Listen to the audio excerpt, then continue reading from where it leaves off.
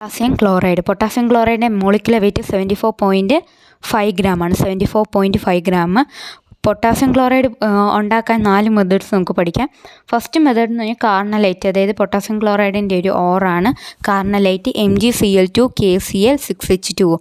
MgCl2KCl6H2O അതാണ് അതിൻ്റെ molecular formula. ഇതിൽ നിന്ന് നമുക്ക് പൊട്ടാസ്യം ക്ലോറൈഡ് ഫോം ചെയ്യാം. പിന്നെ വേറൊരു മെത്തേഡ് എന്ന് പറയുന്നത് പൊട്ടാസ്യം ഹൈഡ്രോക്സൈഡും HCl, പൊട്ടാസ്യം ഹൈഡ്രോക്സൈഡും HCl കൂടെ റിയാക്ട് ചെയ്തിട്ട് KClഉം H2O ഉണ്ടാകും.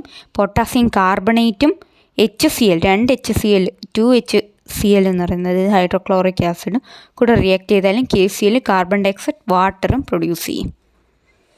എങ്ങനെയൊക്കെയാണ് മെത്തേഡ്? പിന്നെ പൊട്ടാസ്യം ക്ലോറിൻ ഗ്യാസും കൂടെ റിയാക്ട് ചെയ്തിട്ടും പൊട്ടാസ്യം ക്ലോറൈഡ് ഉണ്ടാകും. പൊട്ടാസ്യം ക്ലോറൈഡിൻ്റെ പ്രിപ്പറേഷനാണ് ആദ്യം പറഞ്ഞ. Weight 74.5 gram. 74.5 ഗ്രാമാണ് പൊട്ടാസ്യം ക്ലോറൈഡിൻ്റെ വെയിറ്റ്.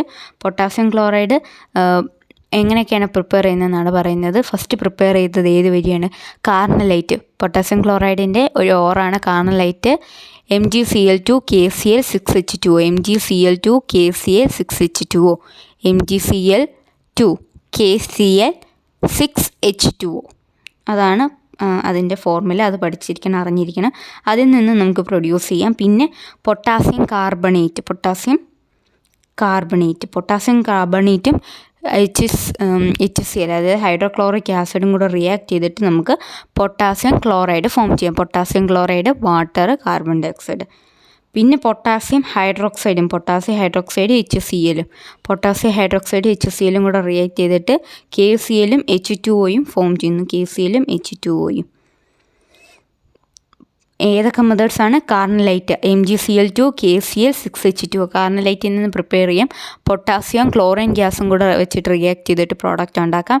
പൊട്ടാസ്യം കാർബണേറ്റും 2 HClഉം കൂടെ റിയാക്ട് ചെയ്തിട്ടുണ്ടാക്കാം KCl.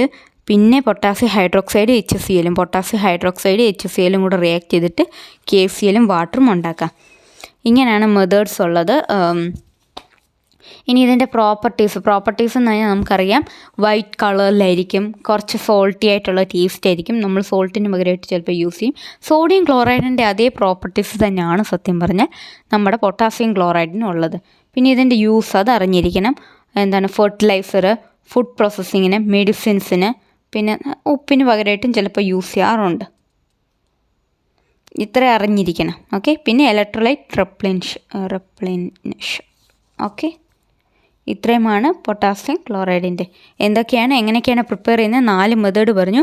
പൊട്ടാസ്യവും ക്ലോറിൻ ഗ്യാസും കൂടെ റിയാക്ട് ചെയ്യാം. അല്ലെങ്കിൽ കാർണലൈറ്റ് MgCl2KCl6H2O കാർണലൈറ്റ് എന്ന് പറഞ്ഞാൽ ഓറിൽ നിന്നും പ്രിപ്പയർ ചെയ്യാം. പൊട്ടാസ്യം കാർബണേറ്റും 2 HCl ആസിഡും കൂടെ റിയാക്ട് ചെയ്തിട്ട് നമുക്ക് ഫോം ചെയ്യാം. പിന്നെ പൊട്ടാസ്യം ഹൈഡ്രോക്സൈഡും HClഉം കൂടെ റിയാക്ട് ചെയ്തിട്ട് നമുക്ക് പ്രിപ്പയർ ചെയ്യാം. ഇതിൻ്റെ പ്രോപ്പർട്ടീസ് പറഞ്ഞു. സലൈൻ ടേസ്റ്റാണ്, വൈറ്റ് കളറിലായിരിക്കും, ഓഡർലെസ് ആയിരിക്കും, സ്റ്റേബിൾ ആയിരിക്കും, വാട്ടറിൽ സോളുബിൾ ആയിരിക്കും, ആൽക്കഹോളിൽ ഇൻസോളുബിൾ ആയിരിക്കും. സോഡിയം ക്ലോറൈഡിൻ്റെ അതേ പ്രോപ്പർട്ടീസാണ് ഉള്ളത്, അത്ര ഓർത്താൽ മതി.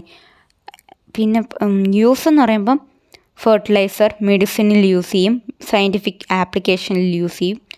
പിന്നെ ഉപ്പിന് പകരമായിട്ട് നമ്മൾ യൂസ് ചെയ്യും നമുക്ക് ആവശ്യമായിട്ടുള്ള കാര്യങ്ങളിൽ ഒന്നാണ്. കാൽസ്യം ഗ്ലൂക്കോണേറ്റ് അവസാനത്തെയാണ്. കാൽസ്യം ഗ്ലൂക്കോണേറ്റ് അത് നമ്മൾ 3 പഠിച്ചുള്ളൂ. Sodium chloride, potassium chloride, calcium gluconate അത് ഇമ്പോർട്ടൻ്റ് ആണ്, അതായിരിക്കും ചോദിക്കാൻ ചാൻസ് ഉള്ളത്. കാൽസ്യം ഗ്ലൂക്കോണേറ്റ് എങ്ങനെ പ്രിപ്പയർ ചെയ്യുന്നത് വെച്ചാൽ oxidation of glucose to gluconic acid. ഗ്ലൂക്കോസിനെ ഓക്സിഡൈസ് ചെയ്തിട്ട് ഗ്ലൂക്കോണിക് ആസിഡ് ആക്കുന്നു in presence of calcium carbonate. ഇത് ചെയ്യുമ്പോഴാണ് കാൽസ്യം ഗ്ലൂക്കോണേറ്റ് ഉണ്ടാകുന്നത്. കാൽസ്യം ഗ്ലൂക്കോണേറ്റ് ഉണ്ടാവണമെങ്കിൽ ഗ്ലൂക്കോണിക് ആസിഡിനെ ഓക്സിഡേഷൻ ചെയ്യുന്നു. ഗ്ലൂക്കോസിനെ ഓക്സിഡൈസ് ചെയ്ത് ഗ്ലൂക്കോണിക് ആസിഡ് ആക്കി in presence of calcium carbonate. അങ്ങനെ in presence of calcium carbonate ആണെങ്കിൽ കാൽസ്യം ഗ്ലൂക്കോണേറ്റ് ഫോം ചെയ്യുന്നു.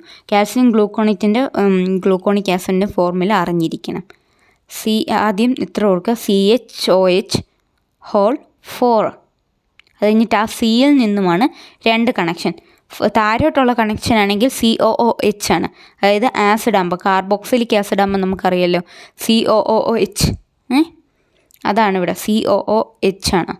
പിന്നെ ആ സിയിൽ നിന്നും ഇങ്ങോട്ടുള്ളത് ലെഫ്റ്റ് സൈഡിലേക്ക് എഴുതുന്നത് CH2OH. ഓക്കെ, ഇതാണ് ഗ്ലൂക്കോണിക് ആസിഡ്. ഗ്ലൂക്കോണിക് ആസിഡ് എന്ന് പറയുമ്പം CHOH ഹോൾ 4. അതിൽ നിന്നും സിയിൽ നിന്നാണ് 2 കണക്ഷൻ ഉള്ളത്. COOH താഴെയും CH2OH ലെഫ്റ്റ് സൈഡിലും. ഗ്ലൂക്കോണിക് ആസിഡിൻ്റെയാണ് പറയുന്നത് CHOH ഹോൾ 4. എന്നിട്ട് സിയിൽ നിന്നും COOH താഴേക്കും, ലെഫ്റ്റിലേക്കാണെങ്കിൽ CH2OH എന്നും വരും. ലെഫ്റ്റിലാണെങ്കിൽ CH2OH എന്നും വരും. ഇനി കാൽസ്യം കാർബണേറ്റുമായിട്ട് CaCO3 കാൽസ്യം കാർബണേറ്റുമായിട്ട് റിയാക്ട് ചെയ്യുമ്പോൾ അതിൽ ആ H ഇല്ലേ, ആ H മാത്രം മാറിയിട്ട് Ca വരും. അതായത് ഒരു കോംപ്ലക്സ് ആയിട്ടാണ് മാറുന്നത്. ഓക്കെ, ഇങ്ങനെ വരും. CHOH ഹോൾ 4, അതിന് മാറ്റമില്ല. ആ സിയിൽ നിന്ന് താഴോട്ട് COO വരും. H വരത്തില്ല, H മാറും. ഇപ്പുറത്ത് ലെഫ്റ്റിലാണെങ്കിൽ CH2OH വരും. CH2OH വരും. പിന്നെ ഒരു സ്ക്വയർ ബ്രാക്കറ്റിൽ ഇപ്പുറത്ത് CA എന്ന്, കാൽസ്യത്തിൻ്റെ CA എന്ന് ഇടുന്നു. പിന്നെ കാർബൺ ഡൈഓക്സൈഡും വാട്ടറും ഉണ്ടാകുന്നു. എങ്ങനെയാണ് പ്രിപ്പറേഷൻ? കാൽസ്യം ഗ്ലൂക്കോണേറ്റ് അതായത് ഗ്ലൂക്കോസിൻ്റെ ഓക്സിഡേഷൻ അത് ഗ്ലൂക്കോണിക് ആസിഡ് ആയിട്ട് ഇൻ പ്രസൻസ് ഓഫ് കാൽസ്യം കാർബണേറ്റിൻ്റെ പ്രസൻസിലായിരിക്കും ഈ റിയാക്ഷൻ നടക്കുന്നത്. അങ്ങനെയാണ് നമുക്ക് കാൽസ്യം ഗ്ലൂക്കോണേറ്റ് കിട്ടുന്നത്. അപ്പോൾ കാൽസ്യം ഗ്ലൂക്കോണേറ്റിലെ കാൽസ്യം കാർബണേറ്റ് കാക്കോ3 എന്ന് നമ്മൾ കേട്ടിട്ടുള്ളതായിരിക്കുമല്ലോ. CaCO3 കാക്കോ3. ഇനി ഗ്ലൂക്കോണിക് ആസിഡ് ആണെങ്കിൽ CHOH ഹോൾ ഒരു ബ്രാക്കറ്റിനകത്ത് ഇട്ടിട്ട് 4, അതിൽ നിന്ന് സിയിൽ നിന്നും കണക്ട് ചെയ്തിട്ട് COOHും, ഈ ലെഫ്റ്റ് സൈഡിലേക്കാണെങ്കിൽ CH2OHും മറ്റു താഴെയാണെങ്കിൽ COOH. ഇനി CHOH ഹോൾ 4. ഇനി ഇതിനെ കാൽസ്യം ഗ്ലൂക്കോണേറ്റ് ആക്കുമ്പോഴോ CH2OH, അത് കറക്റ്റാണ്. പിന്നെ COO ആണ് താഴെ വരുന്നത്, Hും പോകും. പിന്നെ CHOH അതേപോലെ തന്നെ ഹോൾ 4. കാൽസ്യം ആ ലെഫ്റ്റ്, അതായത് ഒരു സ്ക്വയർ ബ്രാക്കറ്റിനകത്ത് ഇട്ട് കഴിഞ്ഞിട്ട് കാൽസ്യം വെളിയിൽ എഴുതുന്നു. താഴെ 2 ഉണ്ട്. പിന്നെ കാർബൺ ഡൈഓക്സൈഡും വാട്ടറുമാണ്. ഇതും വൈറ്റ് ക്രിസ്റ്റലൈൻ ആയിട്ടുള്ള പൗഡറാണ്. ടേസ്റ്റ്ലെസ് ആണ്, ഓഡർലെസ് ആണ്, സ്റ്റേബിളാണ്, എയറിൽ സ്റ്റേബിളാണ്. ഈ കാൽസ്യം ഗ്ലൂക്കോണേറ്റിനെ HCl റിയാക്ട് ചെയ്താൽ ഗ്ലൂക്കോണിക് ആസിഡ് ആകും. പിന്നെ കാൽസ്യം ക്ലോറൈഡും ആകും. ഗ്ലൂക്കോണിക് ആസിഡ് ആകുകയും ചെയ്യും, കാൽസ്യം ക്ലോറൈഡ് ആകുകയും ചെയ്യും. ഈ ഗ്ലൂക്കോണിക് ആസിഡിൽ നിന്നും വാട്ടറിനെ ഇവാബറേറ്റ് ചെയ്താൽ ഡീഗ്ലൂക്കോണോലാക്ടോൺ ആകും. ഇനി ഇതിൻ്റെ അസേ, അത് വളരെ ഇമ്പോർട്ടൻ്റ് ആണ്. അസേ കോംപ്ലക്സോമെട്രിക് ആയിട്ടുള്ള അസേ ആണ്, അത് ഇമ്പോർട്ടൻ്റ് ആണ്. ഒരു കോണിക്കൽ ഫ്ലാസ്കിൽ magnesium sulphate strong ammonia solution add ചെയ്യുന്നു. അതിനെ ടൈട്രേറ്റ് വിത്ത് EDTA അല്ലെങ്കിൽ സോഡിയം എത്തറ്റേറ്റ്. പിന്നെ മോഡറൻ്റ് ബ്ലാക്ക് ആണ് ഇൻഡിക്കേറ്റർ. കാൽസ്യം എങ്ങനെയൊക്കെയാണ് അസേ ചെയ്യുന്നത്? Calcium gluconate, magnesium sulphate, strong ammonia, മോഡറൻ്റ് ബ്ലാക്ക് ഇൻഡിക്കേറ്ററാണ്. മോഡറൻ്റ് ബ്ലാക്ക് ടൈട്രേറ്റ് ചെയ്യുന്ന EDTA വെച്ചിട്ടാണ് ടൈട്രേറ്റ് ചെയ്യുന്നത്. ഒരു ബ്ലാങ്ക് ടൈട്രേഷൻ നടത്തും. blank titration taking only the definite quantity of 0.05 m magnesium sulfate solution is done, and this blank titrate value is subtracted from the titrate value obtained for assay. അതായത് അസേ കിട്ടിയ titrate value ഇല്ലേ, അതായത് blank determination നടത്തുവാണെങ്കിൽ titrate ചെയ്യുകയാണെങ്കിൽ ആ blank titrate ചെയ്ത അതിൻ്റെ value ഇല്ലേ, ആ വാല്യൂ ഇതിൽ നിന്ന് മൈനസ് ചെയ്യുന്നു. Strong ammonia solution is added to raise and maintain the pH at 10. ഇതൊരു PH ഒരു സ്ട്രോങ് അമോണിയ ആഡ് ചെയ്യുന്നത് എന്തിനാണ്? PH ഒരു 10 നിൽക്കാൻ വേണ്ടിയിട്ടാണ് സ്ട്രോങ് അമോണിയ ആഡ് ചെയ്യുന്നത്. PH ഒരു 10 വരാൻ വേണ്ടിയിട്ടാണ്. Because this PH only complexation, ഈ ഒരു PH മാത്രമേ കോംപ്ലക്സേഷൻ ഈ ഒരു റിയാക്ഷൻ നടക്കത്തുള്ളൂ. മഗ്നീഷ്യം ആഡ് ചെയ്തത് indicator action to give indicator action. Since the indicator does not give the colour with calcium but only with magnesium. ആദ്യം calcium is complexed with EDTA, അതായത് titrant ആണ് EDTA. ഈ ടൈട്രൻ്റുമായിട്ട് calcium react ചെയ്തിട്ടൊരു complex ഉണ്ടാകുന്നു. പിന്നെ മഗ്നീഷ്യമായിട്ടാണ് അതുണ്ടാകുന്നത്. The end point is appearance of blue colour വരുന്നതാണ് എൻഡ് പോയിൻ്റ് എന്ന് പറയുന്നത്. ബ്ലൂ കളറാണ് എൻഡ് പോയിൻ്റ് വരുന്നത്. ആദ്യം EDTA ഏതുമായിട്ടാണ് റിയാക്ട് ചെയ്യുന്നത്? കാൽസ്യം ഇൻഡിക്കേറ്റർ കോമ്പൗണ്ട്, പിന്നെ മഗ്നീഷ്യം ഇൻഡിക്കേറ്റർ കോംപ്ലക്സ്. ഓക്കെ, കാരണം അതാണ് സ്ട്രോങ്. ഓക്കെ, ബ്ലൂ കളറാണ് വരുന്നത്. ഇനി അതിൻ്റെ ഒരു വലിയ അതിൻ്റെ കെമിക്കൽ ഫോർമുലയുണ്ട്. അത് ശകലം ഇമ്പോർട്ടൻ്റ് ആണ്. അതൊന്ന് നമുക്ക് നോക്കാം. നമുക്കറിയാവുന്ന എന്താണ്? Disodium ethylene diamine tetraacetate ആണ് ഡൈസോഡിയം. അപ്പോൾ 2 സോഡിയം 2 Na കാണുമെന്നറിയാം. Disodium ethylene diamine. എഥിലീൻ എന്ന് പറയുമ്പോൾ 2 ബ്രാഞ്ച്. എഥിലീൻ എന്ന് പറയുമ്പോൾ CH2 അല്ലെങ്കിൽ CH3 2 ബ്രാഞ്ച് ഉള്ളതിനെ പറയുന്നത് എത്ത് എന്ന് പറയുന്നത് 2 ആണല്ലോ. ഡൈഅമീൻ. അപ്പോൾ 2 അമീൻ ഗ്രൂപ്പുണ്ട്, 2 CHൻ്റെ ആ ഒരു ഗ്രൂപ്പ് കാണും. പിന്നെന്താണ്?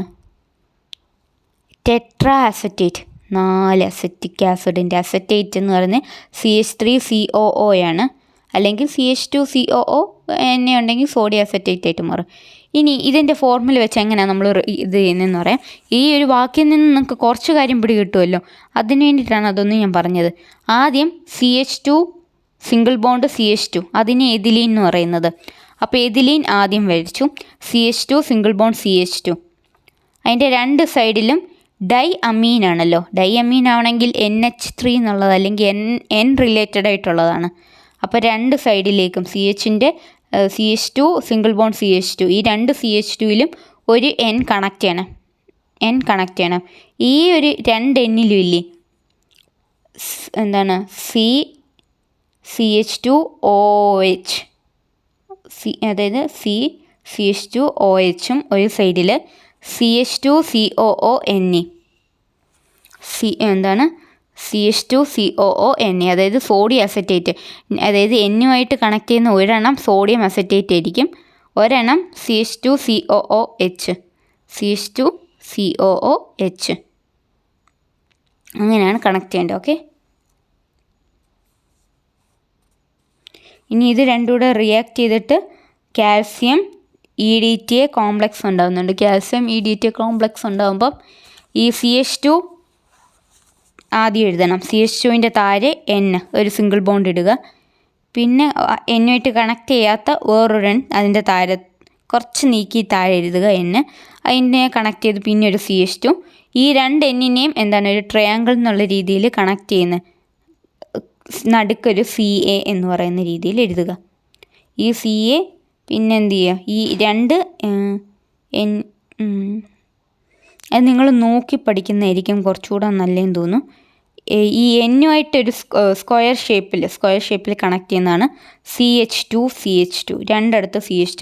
നമ്മൾ പഠിച്ച ഈ 2 N ഇല്ലേ, ഈ 2 Nനെയും എന്താണ് ലെഫ്റ്റ് സൈഡിൽ ഒരു സ്ട്രെയിറ്റ് ലൈൻ വരച്ച് CH2 എഴുതുക. ഈ CH2 തമ്മിൽ അങ്ങോട്ടും ഇങ്ങോട്ടും കണക്ട് ചെയ്യുന്നുണ്ട്. ഈ CH2ൻ്റെ അതേപോലെ ഈ Nൻ്റെ